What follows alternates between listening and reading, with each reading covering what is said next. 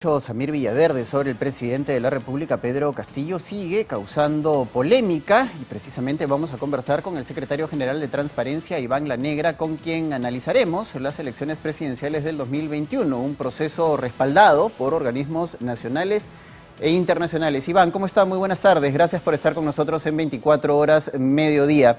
Quiero empezar preguntándole por la delicadeza de estas declaraciones que hace el señor Samir Villaverde y que vuelven a poner en la arena pública este tema del fraude que fue ampliamente discutido y que incluso las organizaciones nacionales e internacionales, nuestros organismos electorales, la Fiscalía y una comisión del Congreso de la República aseguraron que no existía fraude. ¿Cómo podemos interpretar estas palabras que da ahora el señor Villaverde? Siempre hay que poner de un lado las evidencias y de otro lado, digamos, los dichos, ¿no? Y el proceso electoral que se desarrolla en el Perú es quizá uno de los procesos estatales con más evidencia que existen en el país. Es decir, es un proceso en el cual se genera un conjunto de información que en cada paso, ¿no?, se registra no por uno, sino por varias autoridades y por múltiples actores. Entonces, ¿qué nos dice esta evidencia, ¿no?, que se ha ido generando? Pues que las elecciones se han desarrollado con normalidad, que la OMPE ha cumplido con su rol, que el Jurado Nacional de Elecciones cumplió con el propio, que hay un conjunto de personeros desplegados por múltiples partidos que han seguido la etapa del proceso.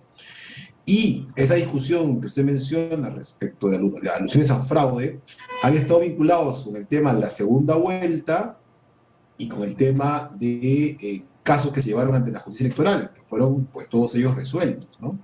Y esas investigaciones que usted menciona respecto a la Fiscalía aluden a esos casos, con lo cual se pues, dejó muy en evidencia de que no había ningún sustento a esas alegaciones. Entonces, cuando uno ve el tema en su conjunto, la evidencia que hay en su conjunto es muy contundente, ¿no?, respecto de que el periodo se llevó a cabo con la normalidad que se desarrolla normalmente estas elecciones en el país.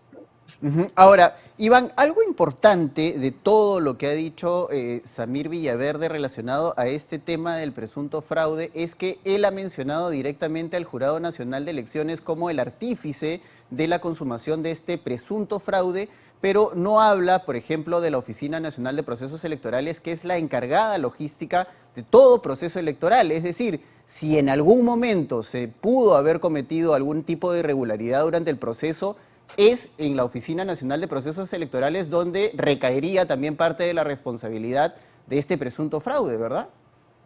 Sí, la declaración que hizo estuvo referido a la primera vuelta, entiendo, porque se refería a Rafael López Aliaga, que él participó en la primera vuelta, ¿no? Entonces, estamos hablando, por lo tanto, de los sucesos registrados en ese momento, en esta primera elección. Sobre ello hay que decir dos cosas, ¿no? Lo que señalas con corrección, que es que todo el proceso, ¿no?, de verificación de los votos, del conteo y del envío de resultados corresponde a la OMPE, no a las Nacionales de Elecciones. El jurado lo que hace es recibe estos resultados, ¿no?, a través primero de los jurados electorales especiales y luego recibe esos jurados especiales la información que luego el jurado termina procesando para pues, dar el resultado final, la proclamación de los ganadores. Entonces, efectivamente, el jurado no es el que ve el tema del conteo de los votos. Donde sí tiene un rol en primera vuelta el Jurado Nacional de Elecciones es en lo que tiene que ver con tachas, ¿no?, con cuestionamientos que pueden haber a las candidaturas. Y eventualmente puede excluir alguna de ellas. En el caso de Rafael López Aliaga, hay que recordar que el Jurado Nacional de Elecciones sí vio un caso vinculado a él, en donde se pedía su exclusión. Y más bien el jurado resolvió, pues declarando que sí, que debía seguir como candidato. Es decir, más bien el pleno jurado es el que habilitó al candidato, Rafael López Aliaga, a continuar en carrera en primera vuelta. Entonces, creo que esas declaraciones que se han realizado pues muestran un enorme desconocimiento de la mecánica y de los hechos ocurridos en la primera vuelta.